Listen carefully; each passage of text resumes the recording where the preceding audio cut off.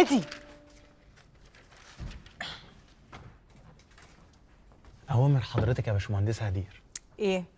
مش هتقولي كل سنه وانت طيبه يا باشمهندسه هدير؟ كل سنة وأنت طيبة يا باشمهندسة هدير. خد يا حبيبي هنا. ده إيه؟ قلت إيه؟ خد يالا.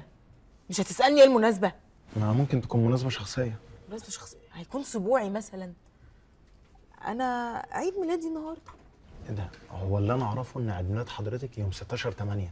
إحنا دلوقتي في شهر 3.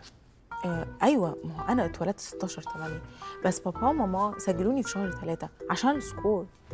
فكرة حلوة أوي أوي أوي، لأن شهر 3 الجو بيبقى حلو، لكن شهر 8 بيبقى فرهضة جدا على البيبيهات، فالبيبي يفرهد يجي له حمى النيل، يحطوه تحت المروحة مناخيره تسيل، في حاجات غريبة بس حركة صايعة أوي من بابا وماما بتوع حضرتك. ايه هادي اللي انت بتقوله ده؟ حمونيل ايه ومناخير مين؟ انت بتدور على اي حاجه تطبل لي بيها، مش تسالني عايزه ايه في عيد ميلادك هديه؟ ده أنت تأمري أمر والله، تشاوري كده. عايزة كام؟ كام ايه؟ شايفني واقفه شحاته ولا ايه؟ مش عايزه فلوس. طيب حضرتك شكلك عايزاني أعمل لك سربرايز بارتي، فقولي لي فين وإمتى وأنا أعملها لك. اولا اسمها سربرايز بارتي. سربرايز بارتي ده اولا. ثانيا لا برضو. يبقى حضرتك كده بتعزميني على عيد ميلادك، فلا هيكون مليان رقص ومزيكا وشرب ومينيمم، فانا اسف كل الا المينيمم. يا ابني مينيمم ايه؟ لا ليك في الاكسل؟ حد الله. يا ابني الاكسل بتاع الكمبيوتر. ايه ده؟ لا انا ما اعرفوش، بس عشان حضرتك اعرف اي حاجه.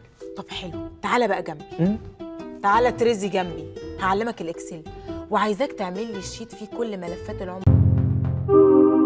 اشترك في باقات واتشت الشهرية بتبدأ من 14 جنيه و99 قرش، وباقات سنوية بتبدأ من 149 جنيه و99 قرش.